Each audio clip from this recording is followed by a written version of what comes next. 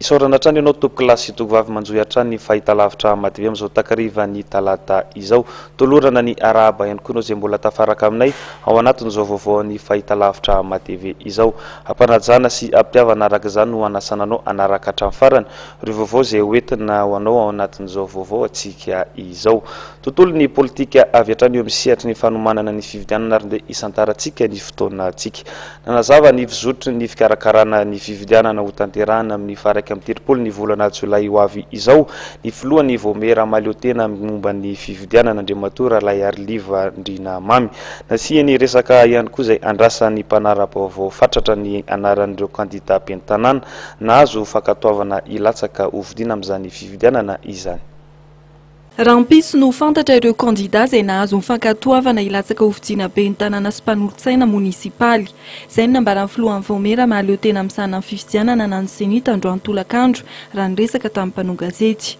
Taorian'ny fivirembe mikambana tao anatin'ity Vomera ity teny Alarobia dia nanamafy ny filohany fa hiverina amin'ny fahafito amby roapolo ny volana Meo avy izao no avoaka amin'ny fomba ofisialy ny lisitry ny kandida manerana ny commune 520 eto Madagasikara. Ny fotoana moa izay hoe nomaninay amin'izany dia amin'ny farafatarana zany amin'ny 27 mai no avoakan'ny senita Fubin ny lisitra ndreo zay nekena ny filatsaka hovidiana. Farafatarana zay mety vitany alohan'izay ilay izy arakaraky ny fandehan'ny raha eo zany. Dia rehefa mivoaka zany le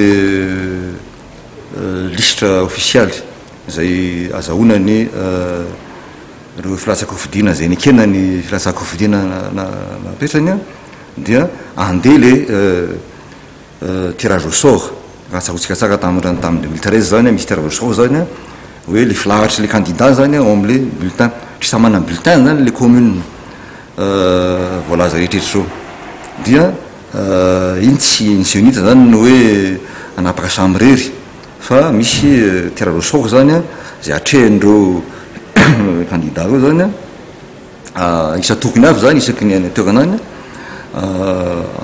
afatavana hoe ahoana filahatry le candidat ao anatin'le bulletin unique.